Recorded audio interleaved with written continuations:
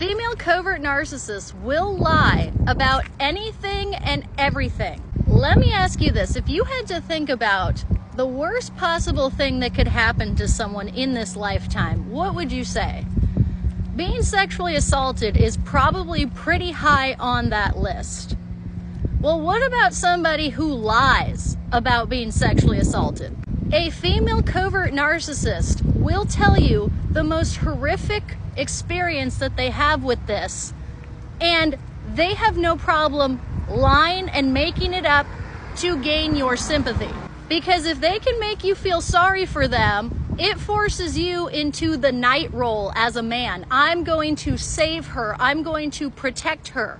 And that is a very, very appealing notion. Female covert narcissists are very aware that certain men like to be in this role, and they play up that damsel act by telling you that they've been through horrific crimes committed against them. Now, as a certified domestic violence counselor, I will tell you this.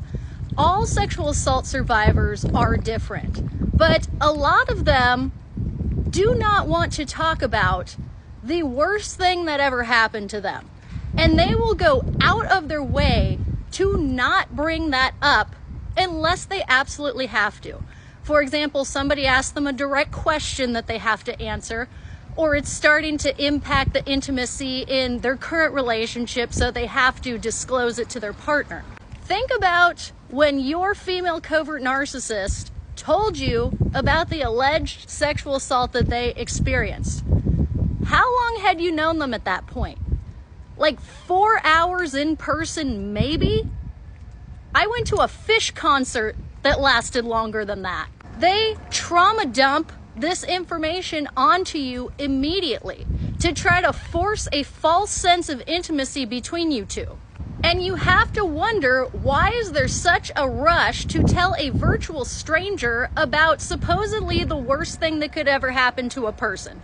Why? To have that information dumped onto you is very shocking, and it's actually offensive. Because if you weren't directly asking them and they're just throwing that onto you, they're trying to make you into their therapist, and you're not that. As the relationship goes on and the female covert narcissist starts to cheat on you, devalue you, call you every name in the book, and emasculate you, you feel guilty because you made a pact with her and yourself that you would save her.